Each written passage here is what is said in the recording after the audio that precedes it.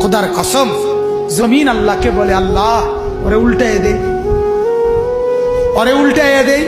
ও যে আপনার জমিনের উপরে দাঁড়াইয়া মাওলা উলঙ্গ ছবি দেখতেছে।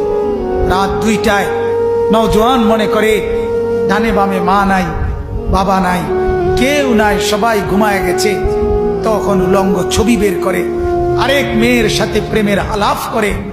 আর শাজিম থেকে আল্লাহ তাআলা তখন ডেকে বলে, আনিস আমি কিন্তু জেগে আছি, আমি ঘুমাই নাই।